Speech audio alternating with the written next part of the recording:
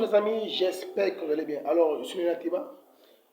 Si tu es nouveau sur la chaîne, pense à t'abonner et clique la cloche de notification pour pouvoir suivre les prochaines vidéos qui seront publiées. Je vais pas partager une histoire avec vous, deux histoires, et vous me direz ce que vous en pensez. Parce que, en fait d'intégrité, en fait d'honnêteté, tout le monde le dit, et je suis honnête, je suis intègre, mais essayons de voir qui dans cette histoire est vraiment honnête.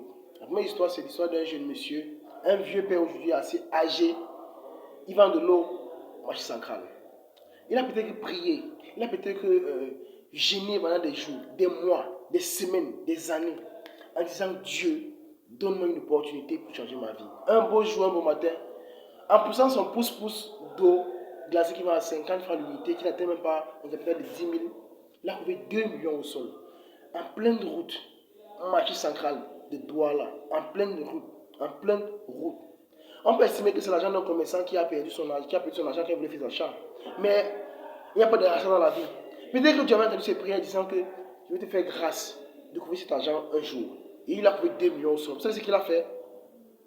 Il est allé donner au chef de poste le montant total de 2 millions en disant, chef de poste, j'ai trouvé ces 2 millions au sol. J'aimerais que vous donniez ça à celui qui va lui déclarer la perte. Est-ce qu'il a été honnête? Est-ce qu'il a été intègre? Pour ma part, je dirais ceci. Premièrement, c'est que c'est dans un lieu ouvert, c'est dans un espace ouvert. Et il y a un minimum 5% des cas qui vont aller déclarer la perte au commissariat. Parce qu'on sait qu'on va se dire, soit on l'a soutiré, soit on l'a soutiré. Parce que dans un marché comme le marché central, avec autant d'affluence qu'il y a, les bandits, les escrocs, les soutireurs, les arracheurs de sacs, les commerçants, on va se dire, j'ai perdu mon argent. Et toi, Dieu te fait grâce pour cet argent. Tu vas remettre ça au chef de poste. Pourtant, même tu n'as même pas de quoi manger tous les jours. De quoi subvenir aux besoins de ta famille. Parce que si tu vends l'eau glacée jusqu'à aujourd'hui, c'est que tu n'as rien. Pour ma part, je dirais que tu es un idiot éternel. Tu es un con et un crétin. Tu es totalement bête. Deuxième cas, est-ce qu'il a été honnête au deuxième cas? On donne de l'argent, on a un montant peut-être de 50 millions. On a acheté une marchandise environ de 40 millions. Mais sur pied, quand tu arrives sur le terrain, tu trouves que tu peux discuter la marchandise acheter à 20 millions. Est-ce que si tu gardes cet argent, les 20 millions en surplus, c'est pour toi? Non. Si tu gardes cet argent, tu as été un escroc, un voleur, un arnaqueur, un malhonnête. Je m'explique. Parce que si quelqu'un te donne peut-être 50 millions, il dit va m'acheter ces marchandises. Je sais que ça coûte 40 millions. Sur place, tu discutes à 20 millions. Tu as l'obligation de remettre la totalité de l'argent.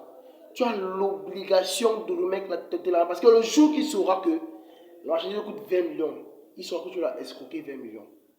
Oui, il va savoir que tu as escroqué 20 millions et que tu n'es pas quelqu'un de confiance. Par contre, si tu rembourses la totalité de l'argent, il saura que tu as une personne intègre, crédible, avec qui il peut faire affaire, avec qui il peut travailler, avec qui il peut évoluer. Donc pour le premier cas, moi je veux dire, le père a vraiment été bête, con et idiot.